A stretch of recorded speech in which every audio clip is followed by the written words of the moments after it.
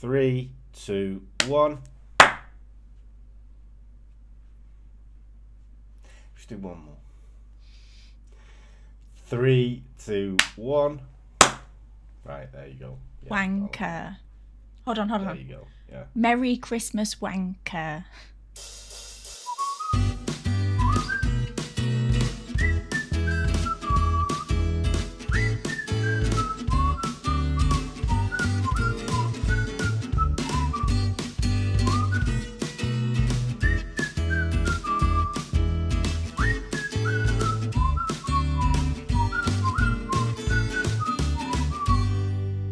Hello and welcome all into the MO podcast. As always, you're here with me, Contumacious Ann. And me, Andrea. And today, as this is our Christmas special, we are going to be covering something we covered before, but it's going to have a little bit of a Christmas tint to it. Well, it is all Christmas, to be honest with you. So we're going to be talking about Satanic Panic, but upgraded for Christmas. Because, as we all know, toys are the centre of Christmas. Not family, not Jeebus. It's receiving toys at Christmas. I thought it was like how the Sons of Sam have infiltrated like the holiday card industry or something. Well, they could have done, but they clearly have. Okay, but let's not go there. Yeah, I didn't research that. Now you're gonna like this because the source material was 40 times. Hey! Are you using that link I give you then? Yes, so... Hey! Some good shit in there, honestly. I love 14. So this is from... They must be the latest one, the Christmas edition of the 40 times, and there's a... this is... I didn't just use that explicitly, I've used other links as well, but there is a brilliant article about Satanic Panic and toys in there. So a lot of this stuff is not lifted directly, but it's reworded in my own way. But like I say, I did have to sit through some stuff, and I will talk about it in a bit. Don't worry about it. 14 times aren't going to accuse you of copyright. They've only got 27 readers. We only have 5 viewers. What's the chances that will cross over? Do you know what? I did see their Twitter, and I've got more likes than they have. So it's sad times. It's sad times. They were gonna go under a few years ago, and I was like, renew subscription, renew. Please don't die 14 times. Yeah. To be fair, bedtime stories uses them as well. Yeah. No, it is a great source, but it's a little bit tinfoil hat. It's very tinfoil hat, of course it is, yeah. Although, no, you do get some skeptics writing articles for it as well, where they're just like, I mean, the tinfoil hat is. Yeah, I mean, this actually happened. There is video out there of this, so this is legitimate. Now, if you were a child in the 80s, like some of us, and your parents were a little bit mental and they thought Christmas was about Jesus, then maybe you had no toys at Christmas because apparently they were all demonic. Now, I say all, but not all of them, just probably the top sellers of the 80s and early 90s. So Power Rangers and Ninja He-Man, Turtles, Scooby-Doo, Rainbow Bright, the Smurfs, I love Pokemon, Rainbow Bright. Power Rangers. I can see this. Smurfs on board with that. Papa Smurf was a cult leader. Smurf was it was a cult thing. Yes, on board with the Smurfs. But Rainbow Bright had the coolest outfit. Me and my sister used to try and make her outfit out of paper and colouring in. Poor. We were poor. Yeah, and they didn't make Rainbow Bright outfits, sadly. Like, you could probably get it now. In fact, you probably could go on Amazon and get a Rainbow Bright outfit now, but you couldn't back then. No. I think, again, with the advent of Etsy and, individual stores like yours, which sells candle wax and candles and stuff, which everyone should check out, there's more, I could make Rainbow Bright shaped wax melts just to prove my love. You could, yeah. I'll never get a silicone mold for that. So, the reason that some people thought these toys were demonic was because a US pastor called Phil Phillips took it upon himself to promote the idea that these toys were infecting the minds of the youth with demons and needed to be destroyed. Let's not trust anybody called Phil Phillips, shall we? That's a stupid name. Philip Phillips. They only get worse. Oh. They only get worse, trust me. So what drove him to this epiphany was, as Philip himself explains, while he was on one of his spiritual walks, so that's kind of the guy he is, he found himself in a toy shop. Again, this is a grown man without any kids. Wandered into a toy shop on a spiritual walk. Yeah. If I was the toy shop owner, I'd definitely be giving him the side eye, like, sorry. Another measure of the guy that he is. Mm-hmm. Now, he came face to face with Skeletor, the arch nemesis of He-Man, Masters of the Universe. Yeah. It was a plastic figure. It wasn't the real Skeletor, obviously. Shame. But as he looked upon this 4-inch mass-produced plastic moulding with his little plastic staff that was adorned with a heathen ram's head, he knew that this is the way that the devil was going to infect and corrupt the young people of the day. Now, what was his thoughts on He-Man? We'll get to that. Okay. Now, far be it from me to speculate, but I've got a little bit of a feeling that maybe when he was a child, his parents kind of fucked him over at Christmas and never bought him any toys, because he took that pent-up anger on into adult life. Now, He-Man was the master of the universe, but Phil Phillips thought that only God and Jesus were the master of the universe. I mean,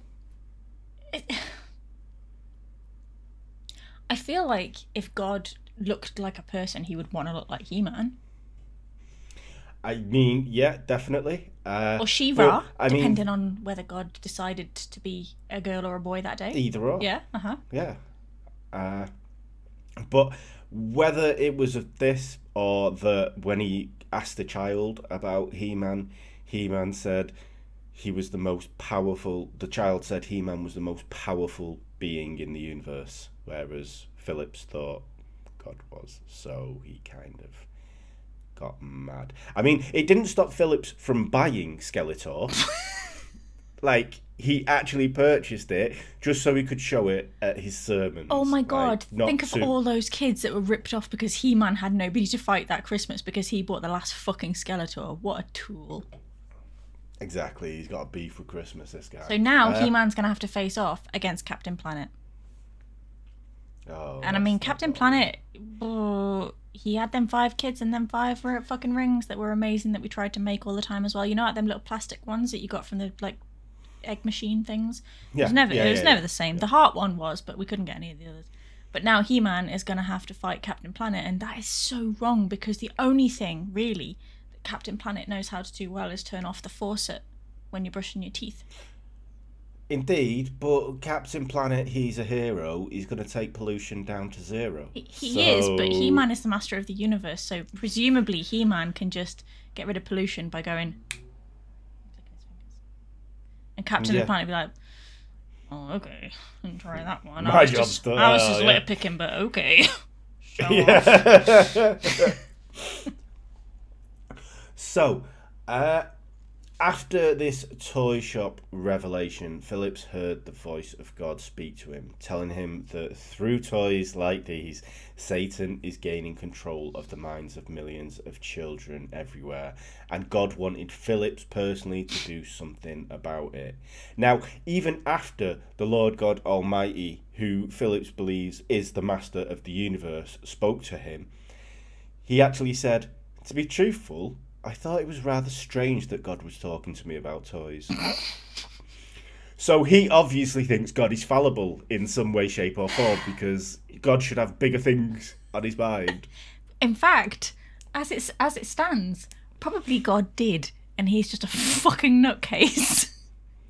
Like God is up there, like dressed in his He-Man, ready for fucking New Year, and he's like, I'm all over this guy. Like fucking Beelzebub comes at me dressed as Skeletor. I'm fucking ready. Who is this? Phil Phillips. Right? I made this woman who called her child Phil Phillips. Why would she do that? I don't. But and why is he now? Why is he now fucking up all kids' Christmas? Like maybe he got in with Santa. Like Santa. Yeah. Do you think we can do something about this Phil Phillips guy? Because he's gonna ruin Christmas for fucking. Yeah. I mean, just in case you didn't know, Phil Phillips' father was a pastor and he was brought up in a strictly religious household. I mean, I don't think anybody needed that heads up, but yeah. I feel like one of his relatives was called Jake Jacobs. Or Peter Peterson. Could have been. Or Richard Richardson. Yeah. So close to guessing one of them. But, so Phillips, after hearing the voice of God, he rode that gravy train, drumming up donations wherever he could find them. And a lot of idiots bankrolled him. So much so that he was able to spread his wings from his home church in Texas and tour other counties and states and spread the word that toys are bad. Oh my God, did he steal all the Skeletors from other states as well? Did he buy them all? Much so. Pretty much so. He ruined a lot of children's Christmases with this. Did he do the same with Power Rangers? Because I swear I could only get the Pink Ranger. I was fucking 4 Rangers missing. Was that because of him? It could have. Yes, I think this was something about Power Rangers, but he certainly said something about Pokemon as well. So, yeah. Double knife to my heart. No. Power Rangers, yes, definitely. Now, from these tours, he started to find his muse, and he would go on to write his first book, which was called Turmoil in the Toy Box. That sounds so wrong. But he would quite happily go on record in this book that he thought the anime cartoon Robotech was highly sexual. It's anime, and even if you watch one of them, you manage one. You don't find anything sexual about it if you're normal. I don't know what he thinks about hentai at the moment because I don't think he'll get to that stage if he's like. Yeah, I think he's done with anime. Yeah, he's like, this is too rude for me. Yeah, that's his wheel. But he also had another dig at Adam from He-Man, who was like He-Man, Prince Adam, saying that there is no mention of the power of Grayskull in the Bible. There's also no mention of dinosaurs, and he completely missed the fact that both of He-Man and Jesus are fictional characters. So... Yeah, right, okay, so he literally went around America spreading the word that He-Man was evil because he's not in the Bible. Pretty much, yeah. Neither was Lamb Chop or Batman or... Exactly. He had a beef with Barney the dinosaur. Let's not start. Now, Turmoil in the Toy Box would be read by several people, and in 1984, Phil Phillips appeared on a series of public access TV programs alongside another fucking Marvel named character called Gary Greenwald. Yeah. Now, I haven't actually checked back because I have lost my notes from our other Satanic Panic thing, but I think Gary Greenwald was mentioned in that because his name seems very familiar. Either that or I've read too much Marvel. But on these public access TV programs, they would try and counter each other with outlandish claims and how toys are really bad for children. Now, there's the video. The videos of these are out on YouTube. You can find them on YouTube, and the compilations of these are 1 hour 45 minutes long. Jesus Christ! So painful to watch. Like it's made even worse by the fact that Greenwald looks like a 70s porn star, and Phillips looks like Donald Trump fucked Martin Sheen, and then they dressed El Mio Estefez up in conservative clothes. It's so... It is just so harrowing to see these two people. Now, I've got some highlights from these two idiots. Now, between the two of them, in a 10-second bit, they say He-Man has more power than Jesus Christ, like, at least 3 times. In 10 seconds. And it's back and forth. He-Man has more power than Jesus Christ. He-Man has more power than Jesus Christ. And it isn't like, if I would just watch that, I'd be going, yeah, He-Man does have more power than Jesus Christ. Does. It's like, literally, all Jesus did was turn water into wine, walk on ice, which is not a superpower, and make bread out of nothing, which actually turned out to just be some kind of goo on the desert floor. It wasn't even bread. So, yeah. Yeah, I would say. Didn't even have yeast. He couldn't even use a sword. So, yeah, I'd say He-Man jumped him. Yeah. And that's not the satanic panic settling into me. That's just fact. No. Greenwald claims that when Dungeon and Dragon pieces were thrown into a fire, like the good old-fashioned Church of Burn shit, screams were heard emanating for them. That was the people that owned them that had spent hours painting them. Yeah. No! Phillips goes on to have a dig at yoga. Yoga or Yoda? Yoga. Yoga, okay. Like the meditation practices. Yeah, okay. Yeah, calling it heathen because in one of the comics that they have bought and brought onto the show, so they're still funding this shit, Skeletor is in the lotus position. I'm sure all the Buddhist monks are going, Skeletor is now our new lord and saviour. Exactly. So really, basically, the toy companies are probably going, psh, have you heard about this nutcase? You should watch everything that he does on TV. You should buy all of his books. You should read everything about him because he tells you to buy our toys. Yeah, and he literally buys them. They have the fucking Castle Grayskull set in the show. It's like, but you're paying that. Surely, if you didn't want to promote this, you wouldn't buy this shit. Yeah, but kids always want what they can't have, so they're all going to want this even more. Exactly.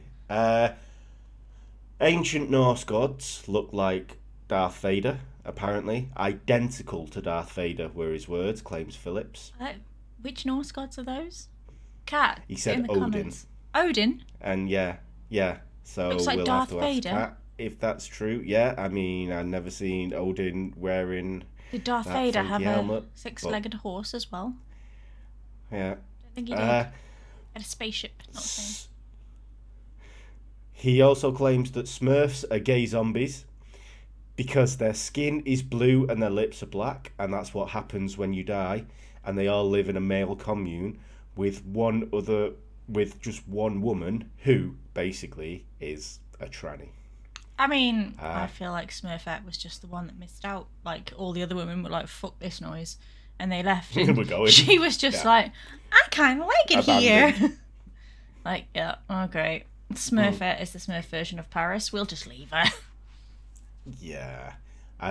Even G.I. Joe, who was advertised as the all-American hero, doesn't get away from this.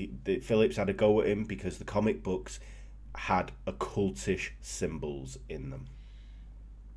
Right, okay. Does this guy know anything about the war, though? Does he know that, like, Hitler was all about all the occult stuff? Like... No. He just wants to, like, ruin shit for everyone. We need to make this... Like, is this guy still alive? Can we make him watch Captain America 1? He is still alive. We'll make him watch Captain America 1. Yeah. So, although Phillips doesn't outright state that these dolls would come to life at night and try and lure little Johnny and little Millie to the dark side, it was pretty much implied. And due to the 80s and early 90s horror films like Child's Play, Puppet Master and Demonic Toys, the evangelicals ran with this trope. And the website demonbuster.com has a haunted toys section which has reader-submitted emails on their run-ins with real-life instances of horror. Now, one email reads, On Saturday evening, I was watching television when my daughter of 2 came out of her room to tell me that a doll was moving by itself. I assumed that it probably fell off the shelf, so to satisfy her, I got up and went to her room. When I got there, to my surprise, she had a stuffed troll doll, dancing in the middle of the floor to a Disney movie soundtrack. I began pleading the blood of Jeebus and commanded the spirit to leave. Then the doll went limp and fell on the floor. I took the doll outside my house and I burned it. I mean, it wasn't doing anything wrong. It wasn't coming at the kid with a knife. It was just dancing to its favourite be a guest. Just having a boogie. A guest, but you know what I mean? Like, what's wrong with that? Exactly. Done nothing wrong, but... It's just dancing and they're like, evil! Yeah. Like, not in the movies. In the Trolls movie, they dance all the fucking time. In fact, in every single movie except for Troll, the Trolls actually are just dancing and having fun and they're just generally happy. Like, let's kill them all. Okay. Exactly. Justin Timberlake signed up to that film. Like, you know. So it must be okay. Exactly. Now, the people that run demonbusters.com cured their own child of insolence by destroying their heathen Big Bird doll. And they go on to recommend destroying or burning all dolls. If you're a fan... So they basically claim, like, you need to get dolls out of your children's life. Now, if you are a fan of mid-90s websites that instantly give you a migraine when you look at them, I would highly recommend this website because it is worse than that Ellie Cat thing I sent you. It is just... I had to study websites like that as part of my degree at university, and fuck me, I've seen some travesties. And my sister made one, so yeah. I mean, I don't know if you remember it, but it's like the Simpsons one, when Homer's the Watcher and he learns all this gossip and then he puts it online. But before he does that, he has this horrible website with Jesus dancing and all these fucking bananas going across. And it's just like, it is like one of them, and it's just so painful. But that was a thing, wasn't it? That was how you did mywebspace.com. That was how you did websites in the 90s. It's fucking exactly. Awful. Oh, God. Not like our professionally administered website, the mopodcast.co.uk. You can check it out. We're a .co.uk. Yeah. So you know it's good. And we're cheap. So, you know it's good. £3.50 a month. It's not even £3.50 a month. It was £3.50 a year. But it's there, and it's got blogs and all our links. It's better than whatever Demon Busters shit they're blaring out. Oh, yeah, 100% is. Christ.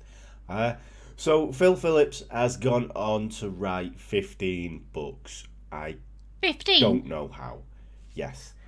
Now, several focusing on how bad toys are for children, with such titles as The Truth About Power Rangers, Saturday Morning Mind Control, 52 Things for Your Kids to Do Instead of Watching TV, and his first book, Turmoil in the Toy Box, in 1986. Now, this guy sounds awesome at parties.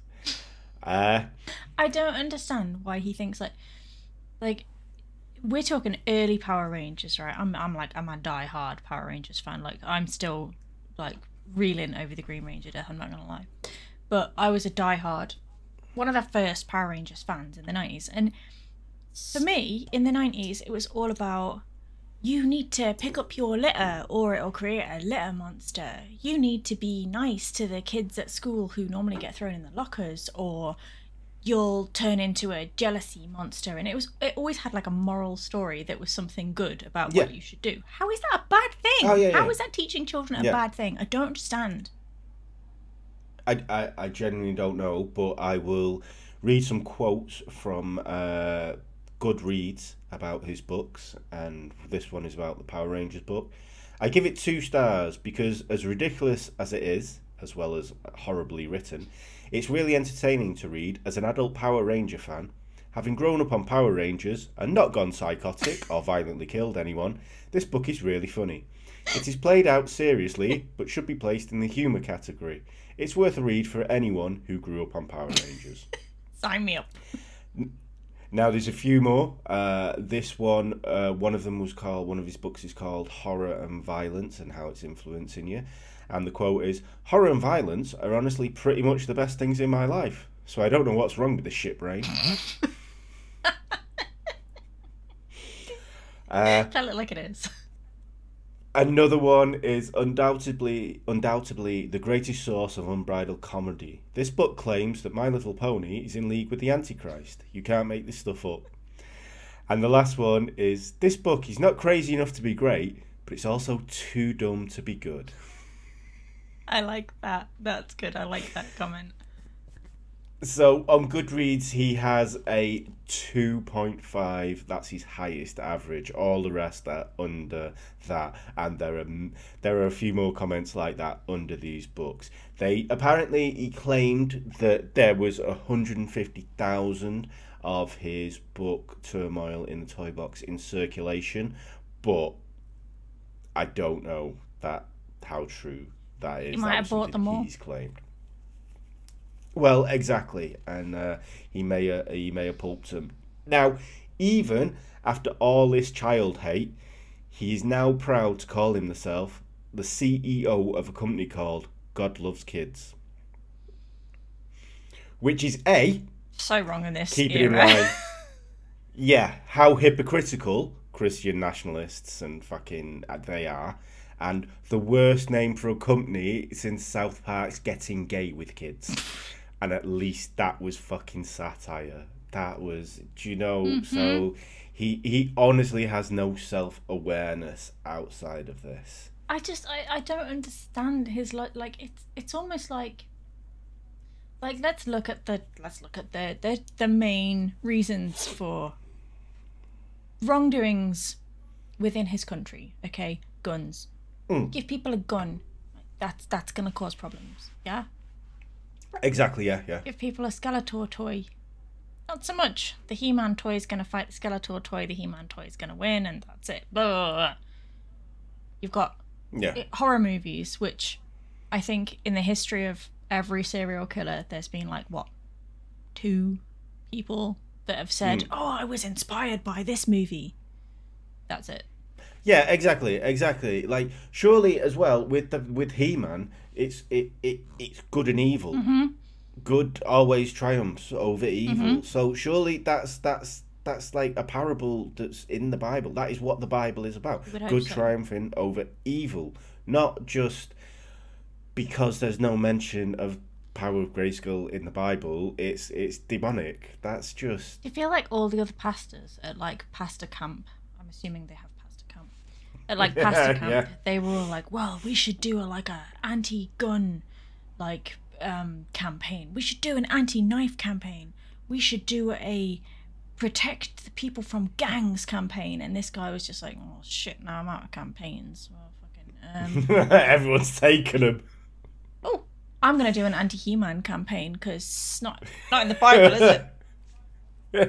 And the other pastors were like.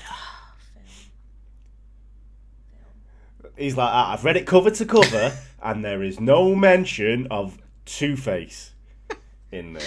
In fairness, right, I didn't realise this, but He-Man does have a friend called Fisto, so maybe he was a bit of a wrong-un. But, anyway, He-Man... We'll talk about He-Man. He's gone on to be claimed by 2 completely different social groups. Now, the LGBTQIA plus community have gone on to claim him. Now, I'm not qualified to comment, but it may be because in the 80s, under the US President Ronald Reagan, homophobia was on the rise, and clear gay characters weren't.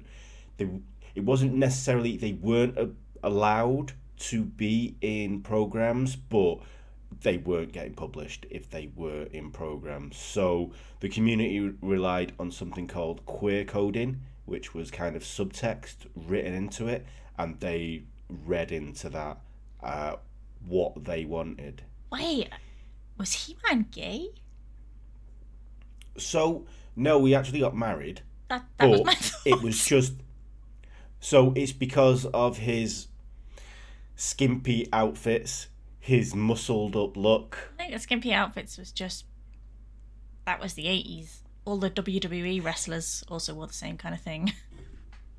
Exactly, and I mean you can get it. You can get the subtext from anywhere if you look hard enough and you want to believe. But not taking anything away from the LGBT community. They got married. If they've no, but if they've got nothing to grab onto because it's being censored in a way that, not outrightly censored, but censored in the background. If they've got something to grab onto and go, maybe it is, then let them believe in that. It's like, Yeah, or just make a character your own that actually is representative, and there's no two ways about it. There's no like, could he be?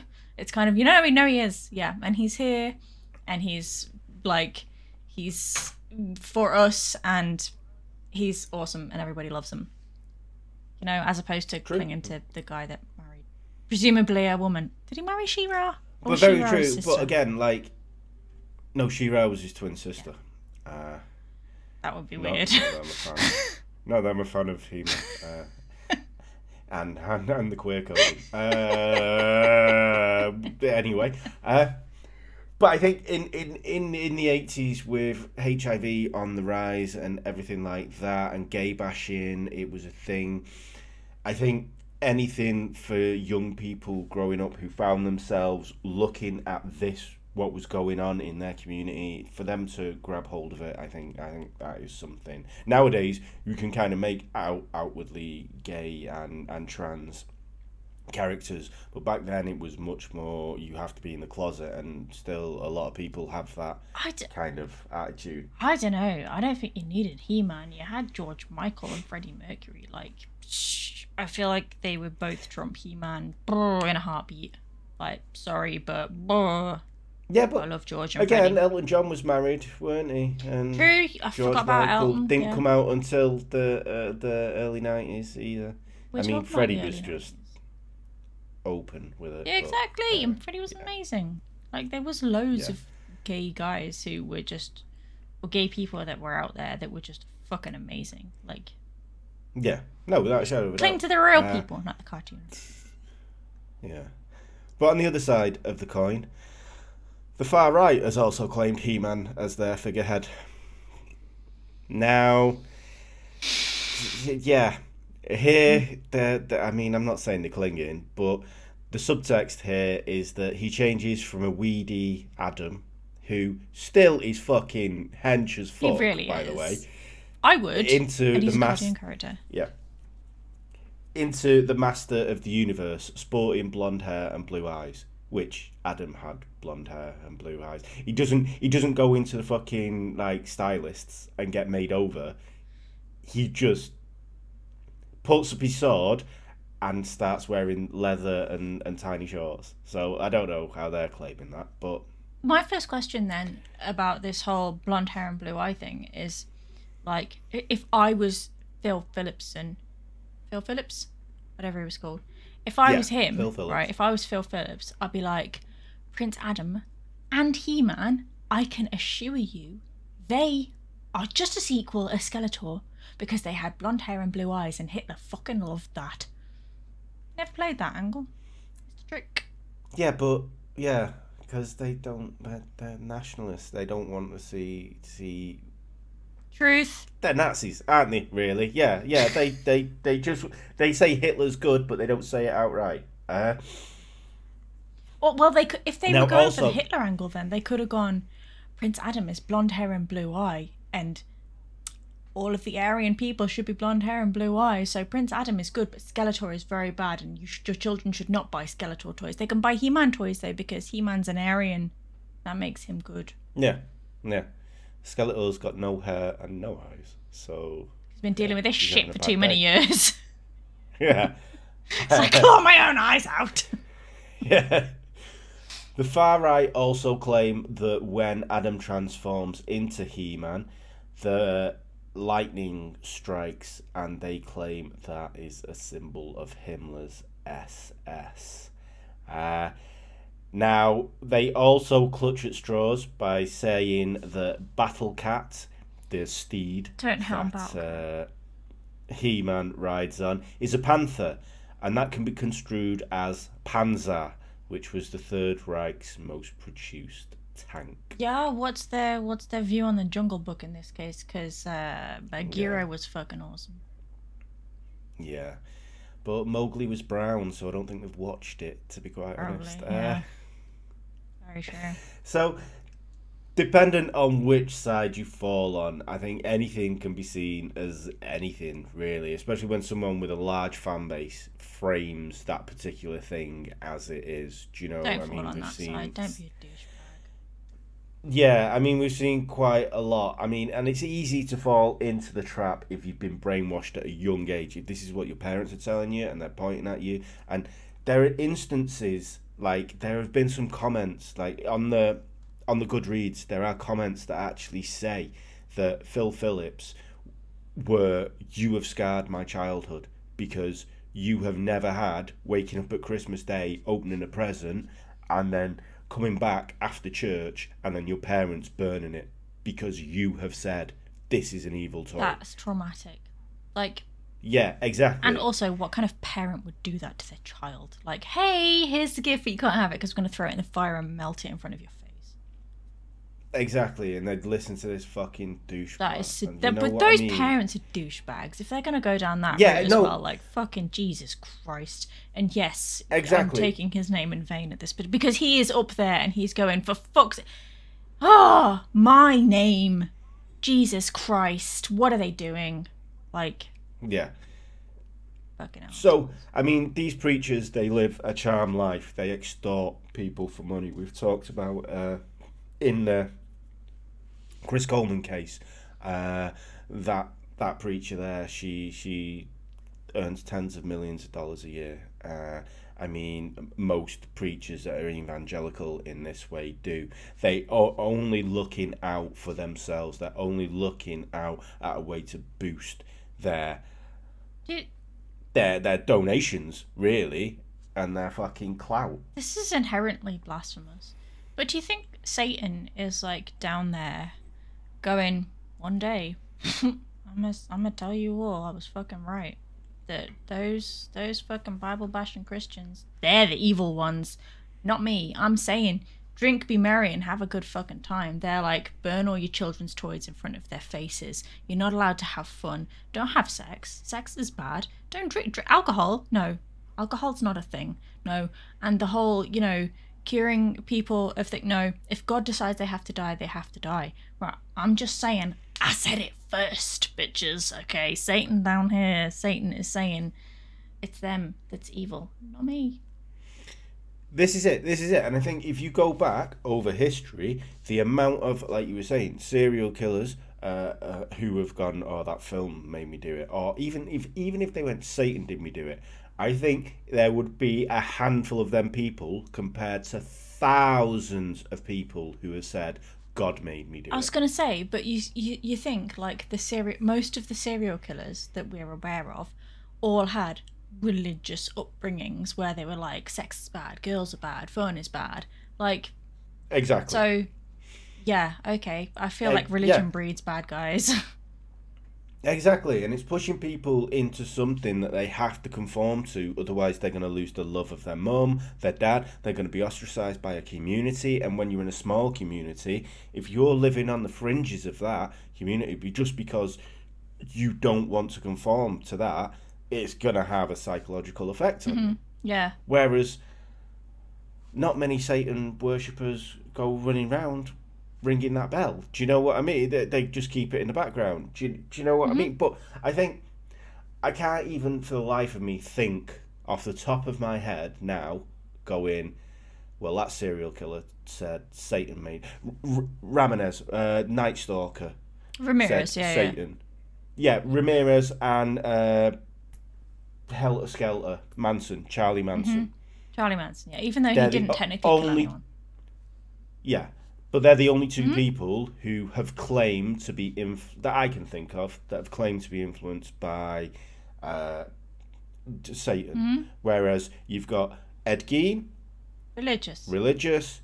You've got Ed Kemper, religious. You've got Chris Coleman, religious. Jeff Dahmer. I mean, Jeff Dahmer.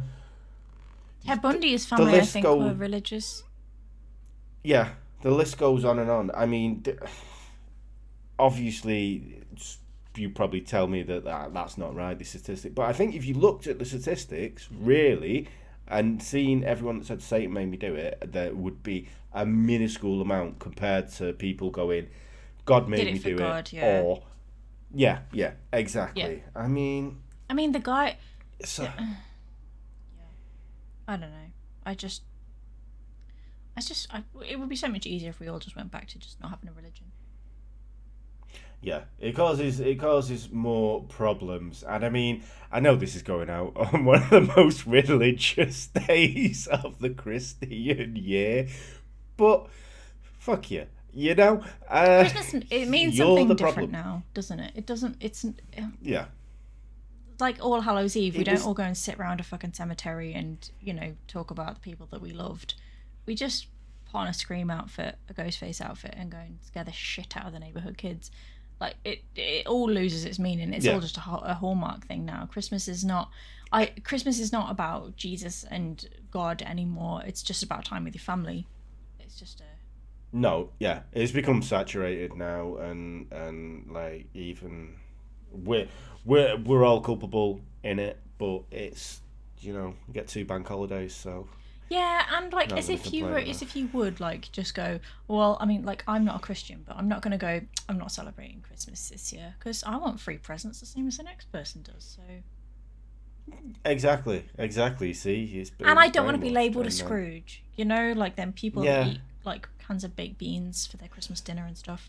I don't want to be one of them. This is it.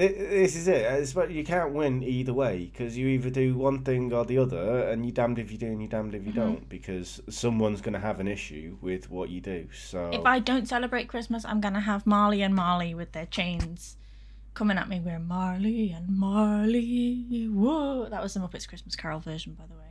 I know it was. Yeah. I don't want that. I'll be terrified. These two. Waldorf and Statler were terrifying without their lover, without the Marley and Marley outfits. But yeah, I think, that's Satanic Panic and how Christians tried to ruin Christmas. And for the record, clearly, David Parker Ray took Phil Phillips' book in a whole different light. Oh, God, yeah. Oh, yeah. Gee, oh, God. He was like, some good shit. I can work with this. Gonna make some real turmoil in this toy box now. Yeah, on that bombshell, this has been the MO podcast with me, Consummation Sam. And me, Andrea. Thank you all so much for joining us, and have a happy Christmas, and we shall see you next time. Bye. Merry present day. The MO podcast. The MO podcast. The MO podcast. The MO podcast.